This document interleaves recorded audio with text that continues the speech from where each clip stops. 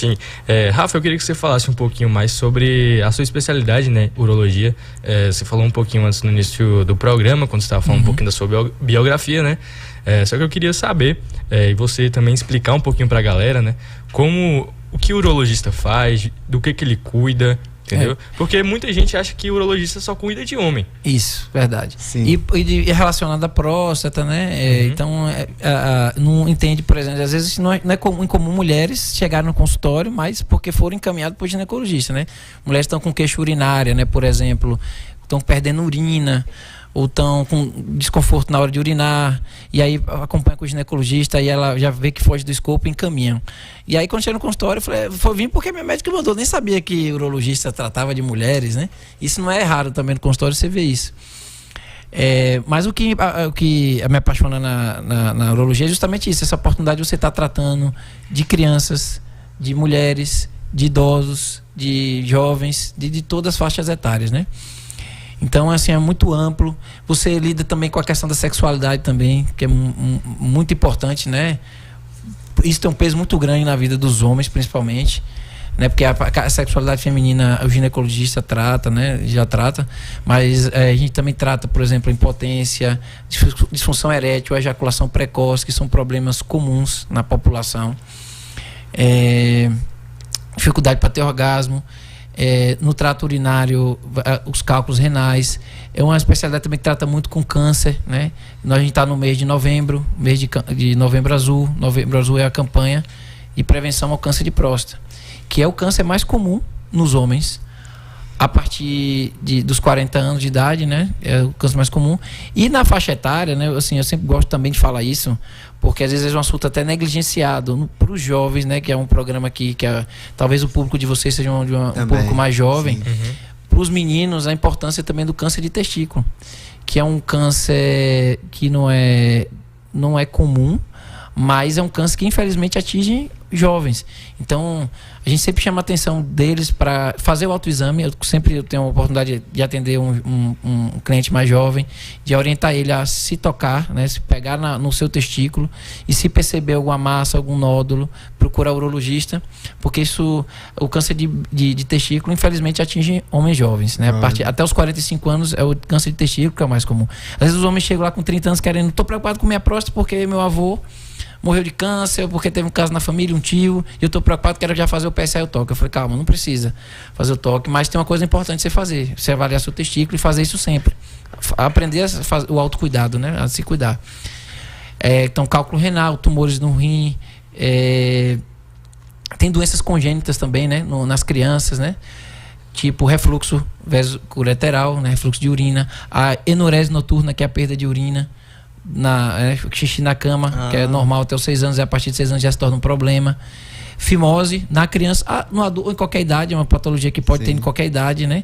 Que é aquela incapacidade de expor a glande, né? Porque a pele, a abertura do prepúcio, que é aquela pele que cobre a glande, que cobre o pênis, ela é muito estreita, não há passagem suficiente para expor a glande, atrapalhando a higiene, e predispondo também ao câncer de pênis, que é um câncer relacionando muito à fimose. Sim. É o quê? Bate? Só vim aqui falar que eu tava fazendo um autoexame ali agora. Acho que eu não tenho nada, não. Sim, que conveniente. Agora participação especial. Agora eu entendi. Ele tava prestando atenção. Tava. Sempre. Agora eu entendi a pé de mão, pô. Pô, logo na minha mão, podia ser o Gabriel aqui, pô. Tem um álcool gel ali, se você quiser. Não, vou passar agora. Ele não é doido. Ô Rafa, e como acontece? Você falou que ocorre mais em jovens o câncer de testículo, né? Só em homens, porque só homem tem testículo, na verdade. Mais jovens, no caso, tô falando. A partir dos 15 anos é importante orientar, né? Como é que se desenvolve esse câncer no testículo? É um nódulo que não dói, né? Não é na pele, né? Às vezes a pessoa tá com um carocinho ali na pele do saco, né? Que o nome é escroto, né? O nome é feio, mas o nome correto é esse mesmo. Na pele da bolsa escrotal, na bolsa testicular, né? Ou escroto. Pode surgir algum nódulozinho, mas isso é normal, isso geralmente são cistos. Mas se você perceber no testículo, né? Alguma estrutura nodular, algum caroço duro, alguma coisa no testículo. No testículo mesmo. Então Eu sempre oriento os pacientes e também quando tenho a oportunidade de falar, né, esclarecer, né, nos programas assim, de a rádio, e quem tiver convidado a participar, de que assim como a mulher ela é estimulada a fazer o autoexame da mama, o jovem tem que fazer também o autoexame do testículo. Eu acho que... E qualquer dúvida, procurar o urologista e tirar sua dúvida. Por exemplo, eu acho muito interessante isso, porque eu mesmo não sabia dessa preocupação de você fazer seu autoexame. Também não sabia. Porque é outra coisa que eu sempre falo, né, critico, é a questão da falta de políticas públicas voltadas para o homem. E geralmente... Eu acho que a gente vem de um viés progressista, né, que às vezes, botaram o homem como um macho opressor. E aí esqueceram que o homem também é gente, o homem adoece e também precisa de cuidado, né? Eu acho que o próprio homem também com essa questão de sou bruto, e aí acaba não vai no médico. Também tem isso. Porque, por exemplo... O machismo também, que também não é nada pra você estar fazendo apologia ao machismo, não é isso, né? Mas lembrar que o homem também adoece. Né? Sim. E o homem, geralmente, ele só vai no médico ali quando tá... muitas doente. Vezes. Não é, tem pacientes difíceis. A maioria, né? Eu acho que... Inclusive, a maior propaganda que se faz, pelo menos a única que eu vejo, é a do câncer de próstata, mas outras doenças, outras doenças e o exame rotineiro mesmo não existe, eu não vejo. Então, precisa de orientação à população com relação à higiene genital, né? De lavar o pênis, que é fundamental, um negócio, um cuidado básico, mas que, por incrível que pareça, está relacionado com câncer de pênis, né? A má higiene do pênis está relacionada ao aparecimento de câncer. E o câncer de pênis é uma doença que mata. Ou pode deixar você com mutilado, né? Você pode perder o pênis, né? Sim. Então, o câncer de pênis, então tem que ser orientado a uma boa higiene do pênis. Observar se não há a fimose, que a fimose é um fator que impede a correta higiene do pênis, né? A fimose é aquela condição em que não há uma adequada exposição da glande, né? Que é a extremidade do pênis, popularmente a cabeça do pênis não é exposta adequadamente, isso impede uma boa higiene.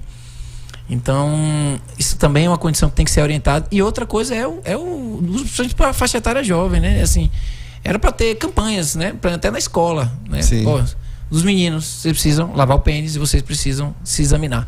E se perceber alguma coisa, fale com seus pais, seus responsáveis. Se já te for maior, procure seu médico, um urologista, para poder ter um diagnóstico, para poder esclarecer, né? Para tirar dúvida. Não ter medo. Por quê? Porque é muito melhor você ter um diagnóstico precoce quando você tem uma oportunidade de cura muito mais alta do que você ter um diagnóstico tardio em que muitas vezes não tem jeito. Infelizmente eu já perdi jovens, é uma coisa muito, muito difícil. Não é fácil você lidar com perda de paciente, entendeu? Já perdi pacientes na flor da idade, 20 anos de idade, outro com 18, de câncer de testículo, por exemplo, né? Caramba. Rafa, como acontece... como se desenvolve a fimose, e eu queria saber se é um fator genético. Não, a fimose ela é fisiológica, ou seja, ela é normal nos bebês. Todo menino nasce. Então, quando o menino nasce, a mãe não precisa ficar agoniada de ficar tentando... Geralmente tem mães que até fazem traumatizam. E traumatizam o pênis, né? Acabam forçando, né, a passar. Não deve fazer isso. Isso é uma coisa que não é mais recomendada. Tinha aquela história de quebrar na tora, né? na agrestia. É doido. Não se deve fazer isso por quê? Porque isso é natural. O prepúcio, aquela pele que cobre a glande, está colada na glande. Essa condição é chamada acolamento. E isso vai se resolvendo com o tempo. Lá vem ele com essa cara aí. Ele tá gostando do programa. Ele sempre entra assim ou ele tá animado? Ele sempre. Ele é a participação especial, rapaz, dele. Vai pegar o Guaranazinho. Se quiser, ele pode ser candidato aí a fazer um teste. Um teste, né? Um test drive. Quando aí, Gabriel não vir. Uma demonstração ao vivo. Achei que ele me chamar pra fazer o teste do exame. Mas eu também pensei que fosse. Então, eu estava onde mesmo? Que eu acabei. Vocês nem eu lembro. Vocês têm que me puxar aí pra... Era do. Sim, da fimose, sim. Então, existe essa condição, que é o acolamento. Ela é natural. E ela deve se resolver até os 3 anos. Na maioria dos casos aí já houve uma exposição, pelo menos parcial. Se houver inflamação no pênis, né, uma condição que a gente chama de balanite, uma inflamação do pênis, aí pode se antecipar. Ou quando a criança tem infecção urinária, e não acha outra causa, né, da infecção. Por exemplo, não tem refluxo, não tem outra doença, não tem malformação no trato urinário, doença congênita, né, não é uma doença que ele nasceu com aquilo. Aí você pode até operar antes. E a partir de 3 anos você já começa a avaliar se a chance de... se tem abertura, se a condição está favorável, a resolução espontânea. E geralmente até os 6 anos é a idade crítica para você indicar a cirurgia. Sim. Então, a maioria dos casos, naturalmente, espontaneamente, lógico que uma boa higiene, né, uma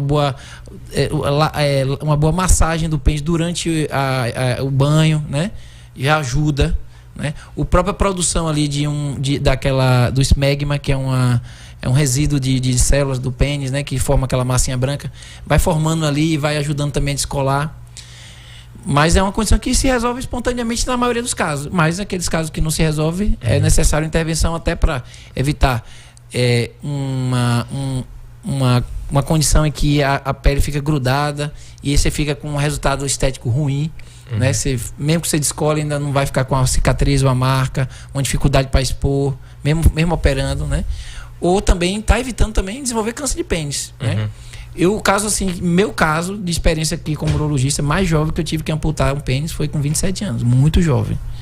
Imagina, o cara perder o pênis com 27 anos é uma tragédia, né? Existem próteses nesses casos? Nesse caso não existe, porque você alongar o pênis é muito difícil. Apesar de hoje a urologia reconstrutiva, ela é uma nova... exatamente, a coisa está aflorando por conta da cirurgia que é uma palavra que eu posso até errar agora, redesignação. Não, falei certo. Falou certo. Eu até desafio vocês que gostam de travar a língua. Faz redesignação sexual, que é em popular, cirurgia de mudança de sexo. Ah, sim. Então é possível você, a partir de um pênis, você confeccionar uma vagina, você implantar um pênis, né, um pênis numa vagina, é possível. Só que alongar um pênis que foi amputado é muito difícil mesmo.